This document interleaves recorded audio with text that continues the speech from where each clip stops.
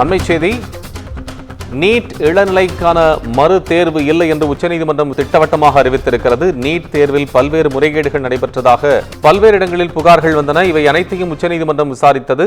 இதன் பிறகாக தேசிய தேர்வு முகமை மறு தேர்வை நடத்த வேண்டும் என்றும் பல்வேறு மனுக்களில் குறிப்பிடப்பட்டிருந்தன. இந்த சூழ்நிலையில் இதற்கான மறு தேர்வு நடத்தப்படுமா என்கின்ற நிலை கேள்விகள் எழுந்திருந்தன. ஆனால் மறு தேர்வு நடத்தப்படாது என்றும் உச்சநீதிமன்றம் திட்டவட்டமாக தெரிவித்திருக்கிறது. நீட் 2024 இளநிலை மருத்துவ படிப்புகளுக்கான BDS, MBBS உள்ளிட்ட இளநிலை மருத்துவ படிப்புகளுக்கான நீட் தேர்வு நடைபெற்று அதற்கான ரிசல்ட் வெளியாகி இருந்த சூழ்நிலையில் மறு தேர்வு நடத்தப்படுமா? அதில் குளறுபடிகள். ஒரே 620 மாணவர்கள் முழு மதிப்பெண்கள் பெற்றிருந்தார்கள். இதில் பலருக்கும் கருணை மதிப்பெண்கள் வழங்கப்பட்டது. வினாத்தாள் வெளியானது உள்ளிட்ட பல்வேறு பிரச்சனைகள் இது எழுந்ததாக சொல்லப்பட்டது. அது மட்டுமல்ல, கூரியர் வாகனங்களில் எடுத்துச் செல்லப்பட்டது உள்ளிட்ட பல்வேறு விவகாரங்கள் இதில் வெளியாகி இருந்தன. இந்த சூழ்நிலையில் மறு தேர்வு நடத்தப்பட வேண்டும் என்று சொல்லப்பட்டது. ஆனால் மறு தேர்வு நடத்தப்பட்டால் இதை நம்பி உண்மையாக எழுதியிருந்த லட்சக்கணக்கான மாணவர்கள் பாதிக்கப்படுவார்கள் என்றும் அரசு தரப்பும் தேசிய தேர்வு முகமை தரப்பும் சொல்லப்பட்டிருந்தது.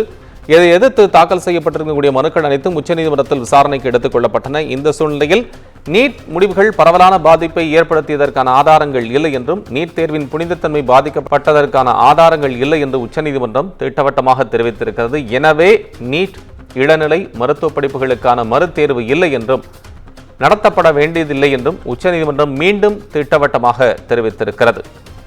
நீட் தேர்வினுடைய புனிதத்தன்மை பாதிக்கப்பட்டதற்கான ஆதாரங்கள் இல்லை என்று உச்சநீதிமன்றம் தெளிவாக கூறியிருக்கிறது. அதனால் மறு தேர்வு நடத்தப்படாது என்றும் தேசிய தேர்வு முகமை மற்றும் மத்திய அரசினுடைய நிலையை சரி என்று வாதிடப்பட்டிருந்த சூழ்நிலையில் இந்த நீட் மறு தேர்வு இல்லை என்று உச்சநீதிமன்றம் தற்போது தீர்ப்பு வழங்கியிருக்கிறது. நீட் தேர்வினுடைய புனிதத்தன்மை பாதிக்கப்பட்டதற்கான ஆதாரங்கள் இல்லை என்றும் சொல்லப்பட்டிருந்தது. அது மட்டுமல்ல, இந்த நீட் தேர்வு தொடர்பாக விவாதிக்க வேண்டும் என்று நாடாளுமன்ற முதற்கூட்டத்தில் எதிர்க்கட்சிகள் அமளியில் கூட ஈடுபட்டிருந்தன.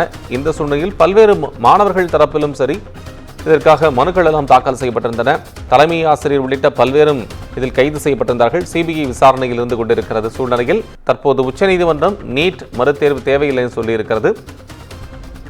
செய்தியாளர் காவியா விவரங்களுடன் இணைப்பில். விவரம் சொல்லலாம் காவியா. வணக்கம். நீட் இளநிலை தேர்வு முடிவுகள் தொடர்பாக பல்வேறு உத்தரவுகளை உச்சநீதிமன்றம் முன்னதாக பிறப்பித்திருந்த நிலையில் தற்போது நீட் இளநிலை மறுதேர்வு நடத்தப்படாது என உச்சநீதிமன்றம் பரபரப்பு உத்தரவை தற்போது அறிவித்திருக்கிறது. முன்னதாக நாடு முழுவதும் நீட் வினாத்தாள் கசிந்ததா என்பது குறித்து உச்சநீதிமன்றம் கேள்வி எழுப்பியிருந்தது.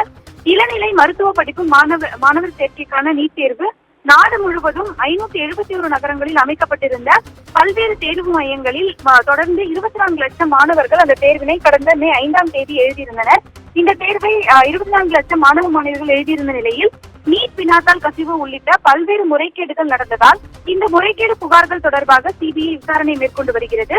அதே நேரம் நீட் தேர்வை முழுமையாக ரத்து செய்ய வேண்டும் எனவும் தெரிவிக்கப்பட்டிருந்தது. குறிப்பாக நீட் வினாத்தாளானது ஒவ்வொன்றும் தலா 30 லட்சம் ரூபாய்க்கு விற்கப்பட்டதாகவும் இணையத்தில் இதற்கான வினாத்தாள்கள் கசிந்ததாகவும் பல்வேறு குற்றச்சாட்டுகள் எழுந்தது. அதோடு வழக்கத்திற்கு மாறாக நூற்றுக்கணக்கான மாணவர்கள் முழு மதிப்பெண்கள் மற்றும் 720க்கு 700க்கு மேல் பல ஆயிரம் மாணவர்கள் அந்த மதிப்பெண்கள் பெற்றதாகவும் தெரிவிக்கப்பட்டிருந்தது.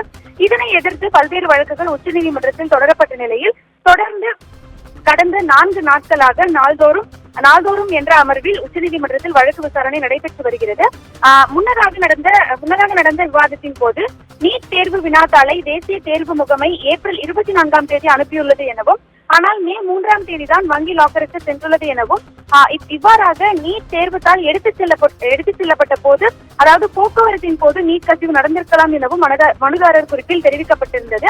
தொடர்ந்து இருதரப்பு விவாதங்களையும் அதாவது CBI தொடர்ந்து NTA உள்ளிட்ட அமைப்புகள் அளித்த பிரமாண பத்திர பதில்களையும் வாசித்து உச்சநீதிமன்றம் தற்போது ஒரு புதிய உத்தரவை பிறப்பித்திருக்கிறது.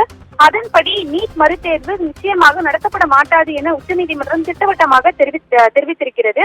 நீட் முடிவுகள் பரவலான பாதிப்பை ஏற்படுத்தியதற்கான எந்த ஆதாரங்களும் இல்லை எனவும் நீட் புனிதத்தன்மை பாதிக்கப்பட்டதற்கான ஆதாரங்களும் இல்லை எனவும் தெரிவிக்கப்பட்டிருக்கிறது. இதன் மூலம் கடந்த மே 5ஆம் தேதி நடைபெற்ற நீட் இளநிலை தேர்வு முடிவுகள் செல்லும் என தெரிவிக்கப்பட்டிருக்கிறது.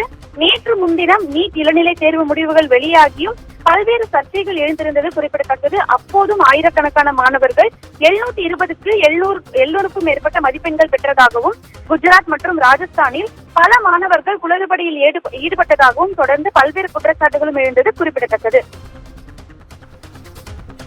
உங்கள் விவரங்களுக்கு நன்றி.